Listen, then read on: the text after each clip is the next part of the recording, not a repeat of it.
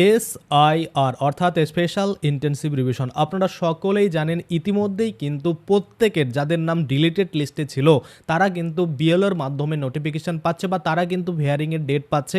অনেকে হয়তো ভিডিও কলে আপনাদের হিয়ারিং কমপ্লিট হচ্ছে, আবার অনেকেই কিন্তু অফলাইনে আপনাদের কিন্তু ভেরিফিকেশান হচ্ছে। তো আপনারা অনলাইনে কিভাবে চেক করতে পারেন যে আপনার কোনো নোটিশ এসেছে কিনা বা আপনার কবে নোটিশ আসবে, বর্তমানে আপনার স্ট্যাটাস কী দেখাচ্ছে, আপনি যে অ্যাপিল করেছিলেন অ্যাপিল করার পরে বর্তমানে স্ট্যাটাস কী রয়েছে, কিভাবে বুঝবেন আপনার কবে হতে পারে, বা বিএলও আপনাকে যদি কোনো কন্ট্যাক্ট না করে সেক্ষেত্রে আপনি কিভাবে হিয়ারিং করবেন, ভিডিও কলে হিয়ারিং কিভাবে হয় বা অফলাইনে কিভাবে হচ্ছে, সমস্ত কিছুই কিন্তু আজকে আমরা এই ভিডিওর মাধ্যমে দেখে নেব। তার সাথে সাথে এটাও দেখব আপনার যে ভোটার আইডি নাম্বার বা ভোটার কার্ড বা ইপিক নাম্বার সেটা দিয়ে অনলাইনে আপনি দেখতে পাবেন যে বর্তমানে স্ট্যাটাস আপনার কিন্তু কি রয়েছে। সে আপনি আপনার যে অ্যাপিল যেখান থেকে করেছিলেন সেখান থেকে যদি লগ ইন করে দেখেন তাহলে আপনার স্ট্যাটাস বর্তমানে কি রয়েছে, অ্যাকশন টেকেন হয়েছে কিনা বা কোনো রকম কোনো পেন্ডিং পড়ে রয়েছে কিনা বা আপনার যে নোটিফিকেশান কোনো ডেট দিয়েছে কিনা, সমস্ত কিছুই কিন্তু চেক করা যাবে। তো চলুন বেশি দেরি না করে ভিডিওটা শুরু করা যাক। আমরা সমস্ত কিছুই আজকে দেখব। যাদের ডিলিট হয়ে গেছে তারা কিন্তু অবশ্যই ভিডিওটা প্রথম থেকে শেষ পর্যন্ত দেখবেন, কিভাবে কি করতে হবে বা কিভাবে চেক করতে হবে সেটাও কিন্তু আমি আপনাদের দেখিয়ে দেবো। তো চলুন ভিডিওটা শুরু করার আগে প্রথমেই আমি আপনাদের বলতে যাব, যারা ফেসবুক থেকে ভিডিওটা দেখছেন তারা অবশ্যই পেজটাকে ফলো করে নেবেন, আর যারা ইউটিউব থেকে দেখছেন তারা কিন্তু অবশ্যই চ্যানেলটাকে সাবস্ক্রাইব করে পাশের বেল আইকনটাকে এনেবল করে নেবেন। তো সবার প্রথমেই আমি আপনাদের দেখিয়ে দিই একটা পেজ আমি বের করে রেখেছি যেটা আমি কালকে চেক করছিলাম, ভাবলাম আপনাদেরও দেখিয়ে দিই। আপনারা দেখতে পাচ্ছেন এখানে একটা ভোটার নাম্বার দিয়েছি, আমি স্টেটটা সিলেক্ট করেছি আর সাথে ক্যাপচা কোড দিয়ে যখনই সার্চ করেছি তখন দেখুন এখানে পরিষ্কার করে বলছে কিন্তু excluded refer deleted list dated, এখানে কিন্তু পরিষ্কার দেখাচ্ছে 2/4/2026। অর্থাৎ এই যে ব্যক্তি রয়েছে এই ব্যক্তির যে ভোটার কার্ড সেটা কিন্তু বর্তমানে ইনঅ্যাক্টিভ রয়েছে বা আমরা বলতে পারি ডিলিটেড লিস্টে কিন্তু রয়েছে। যে দেখুন রেফার এখানে কিন্তু বলে দিয়েছে ডিলিটেড লিস্ট কবে ডিলিট হয়েছিল সেই ডেটটা কিন্তু এখানে দিয়েছে যে 2/4/2026 কিন্তু এই ব্যক্তির যে নাম সেটা কিন্তু ডিলিট হয়ে যায়। তো এবার কথা হচ্ছে এরকম যদি আপনাদের ডিলিট হয়ে যায় তাহলে আপনারা বর্তমানে অ্যাপিল করেছেন, অনেকে আবার অ্যাপিল করেননি। যারা অ্যাপিল করেননি তাদের কিন্তু কী করতে হবে সেটা নিয়ে আমি আগের ভিডিওতে বলেছি, তাই আজকে আর অন্য কিছু বলে টাইম নষ্ট করবো না, সরাসরি আমরা চলে আসি যে যদি আপনাদের এরকম এখনও ডিলিটেড লিস্টে দেখায় বা এক্সক্লুডেড দেখায়, ইনক্লুডেড না হয়, সেক্ষেত্রে আপনাদের কি করণীয়।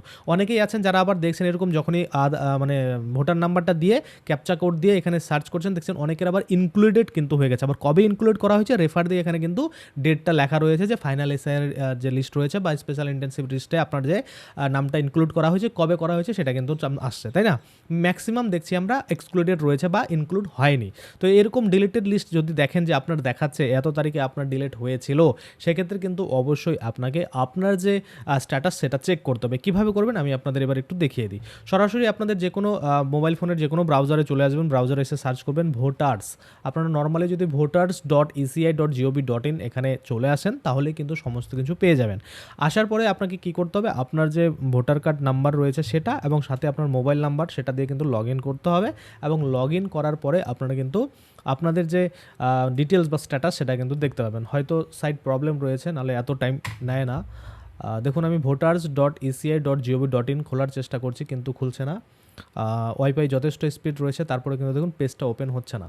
তো সেক্ষেত্রে এই পেজটা যখন ওপেন হবে সেখানে আপনারা লগ ইন হবেন। লগ ইন হওয়ার পরে আপনাদের যে মনে করুন মোবাইল নাম্বার সেটা দিয়ে লগ ইন করবেন। লগ ইন করার পর যদি আপনার অ্যাকাউন্ট বানানো না থাকে তাহলে অ্যাকাউন্ট একটা বানিয়ে নেবেন। তারপর লগ ইন করার পরে অবশ্যই এখানে কিন্তু আপনি দেখতে পাবেন আপনার স্ট্যাটাস কী রয়েছে। আর যারা আবেদন করেছেন বা অ্যাপিল করেছেন তাদের অলরেডি অ্যাকাউন্ট রয়েছে, তাই সেই মোবাইল নাম্বারটা দিয়ে লগ ইন করবেন। লগ ইন করার পরে কিন্তু আপনার ডিটেলসটা এখানে দেখতে পাবেন যে অ্যাকশন টেকেন বা আপনার কবে ডেট শিডিউল করা হয়েছে বা কী বর্তমানে স্ট্যাটাস রয়েছে সেটা কিন্তু আপনারা চেক করতে পারবেন।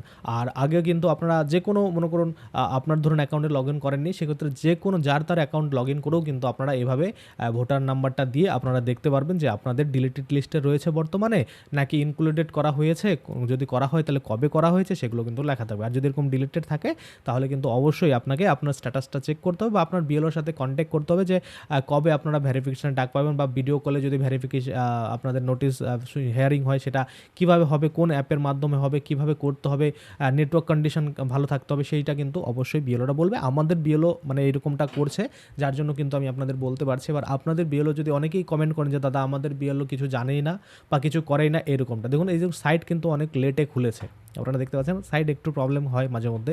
এই যে এই লগ ইনের অপশন আপনারা ক্লিক করবেন, লগ ইন উপরে ক্লিক করে এখানে মোবাইল নাম্বার ক্যাপচা কোড দিয়ে আপনার মোবাইলে একটা ওটিপি আসবে, সেটা দিয়ে লগ ইন করে তারপরে কিন্তু আপনারা স্ট্যাটাস দেখতে পাবেন। তো যারা যারা মনে করুন এইভাবে নিজেদের অ্যাপিল নিজেরাই করেছিলেন তারা তো পারবেন, আর যারা নিজেরা অ্যাপিল করেননি তাহলে আপনি যেখানে অ্যাপিল করেছিলেন, যার দ্বারা অ্যাপিল করেছিলেন তাকে কিন্তু বলবেন অবশ্যই একটু চেক করে দেখতে যে বর্তমানে স্ট্যাটাস আপনার কিন্তু কি রয়েছে। আশা করি আপনারা বুঝতে পারছেন। আচ্ছা, এবার ভিডিও কলে কেমন হয় দেখুন, আমরা জানি যে ভিডিও কল হোয়াটসঅ্যাপ তারপরে মেসেঞ্জার এগুলোর মাধ্যমে হয়। তো হিয়ারিং যেটা সেটা কিন্তু হোয়াটসঅ্যাপ আর মনে করুন মেসেঞ্জারের মাধ্যমে হয় না, সেটা হচ্ছে জুম অ্যাপের মাধ্যমে কিন্তু করা হয়। গুগলের যে জুম অ্যাপ রয়েছে সেটার মাধ্যমে কিন্তু ভিডিও কলে করা হয়। তাছাড়া আপনাদের যদি কোনো অফলাইনে হিয়ারিং মানে জায়গার নাম দিয়ে থাকে যে আপনাকে এসডি অফিসে বা এখানে বা ওখানে আপনাকে যেতে হবে, বা বেশিরভাগ ক্ষেত্রে দেখা যায় যে স্বাস্থ্য দপ্তরগুলো যে রয়েছে সেখানে কিন্তু হিয়ারিংয়ের জন্য ডাকা হয়। তো যেখানেই আপনার পড়বে অফলাইন হোক বা অনলাইন হোক, আপনারা কিন্তু অবশ্যই সেখানে গিয়ে আপনাদের যে ভেরিফিকেশন সেটা সম্পূর্ণ করতে পারবেন। এবার অনেকে বলবেন দাদা আমাদের দিকে তো এরকম কিছু হচ্ছে না, কোনো দিকেই সেরকম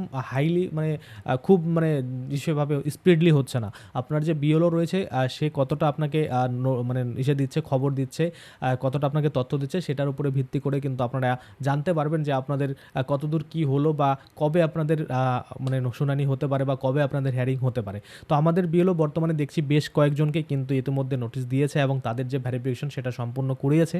এবার তাদের নাম ইনক্লুডেড হলো নাকি এক্সক্লুডেড হলো সেটা আমি এখনও জানি না, অবশ্যই বলে আমি পরবর্তীতে আপনাদের জানাবো যে শুনানি হওয়ার পরে কতদিনের মধ্যে তাদের নামটা ফাইনাল লিস্টে এসেছে কি ফাইনাল লিস্টে আসেনি। যখনই আমি সেটার কোনো আপডেট পাবো অবশ্যই কিন্তু আপনাদের জানাবো। তাহলে আশা করি আপনারা বুঝতে পারছেন। এবার অনেকের ক্ষেত্রে মনে একটা কোশ্চেন থাকে, দাদা আমরা কোন কোন ডকুমেন্ট রেডি রাখবো। দেখুন, ডকুমেন্ট আপনাকে এমন কিছু ডকুমেন্ট রেডি রাখতে হবে যেটা আপনি অলরেডি এর আগে দিয়েছেন শুনানিতে, সেটা ছাড়া যেন অন্য কিছু থাকে।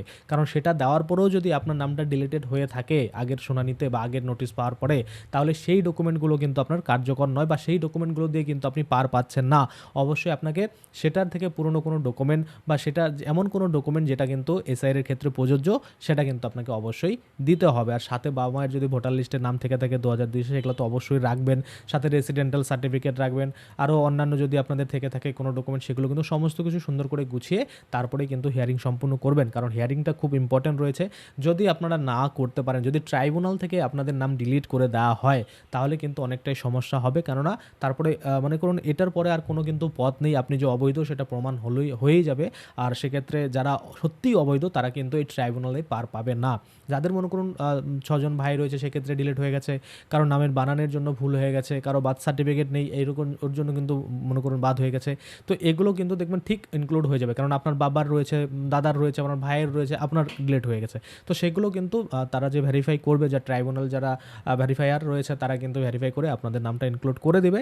কিন্তু যাদের মনে কোনো সত্যি অবৈধ রয়েছে তাদের নাম যে ডিলিট করা হবে আর কিন্তু ইনক্লুডেড হবে না, এবং তাদেরকেই কিন্তু ওই ডিটেনশন ক্যাম্পে বা পুশব্যাকের ব্যবস্থা কিন্তু করা হচ্ছে। আপনারা দেখছেন এখন বর্তমানে অনেক মার্কেট কিন্তু খালি হয়ে গেছে, যে বাংলাদেশি রোহিঙ্গারা ভরেছিল সেই মার্কেটগুলো কিন্তু অনেকটা খালি খালি হয়ে গেছে। তো সেক্ষেত্রে আরও কিন্তু খালি হবে। এই শুনানির পরে দেখবেন যাদের নাম ডিলিটেড হয়ে যাবে তাদেরকেও কিন্তু ডিটেনশন ক্যাম্পে তারপরে যে পুশব্যাকের ব্যবস্থা রয়েছে সেগুলো কিন্তু করা হবে। এগুলো কিন্তু বৈধ ভারতীয় যারা রয়েছে যাদের ডিলিট হয়েছে তাদের জন্য নয়, যারা অবৈধ বাংলাদেশি রয়েছে, অনুপ্রবেশকারী রয়েছে তাদের জন্য কিন্তু এই প্রসেসটা রয়েছে। আপনারা হয়তো সকলেই জানেন ডি অর্থাৎ প্রথমত মনে করুন ডিটেক্ট করা, তারপরে ডিলিট করা, তারপরে ডিপোর্ট করা। তো আমরা দেখেছি ডিটেক্ট করা হয়েছে, তারপরে ডিলিটও করা হয়েছে, এবার কিন্তু ডিপোর্ট করার পালা চলে এসেছে। আশা করি আপনারা বুঝতে পারছেন। তো আজকের জন্য ভিডিও এখানেই শেষ করব। ধন্যবাদ।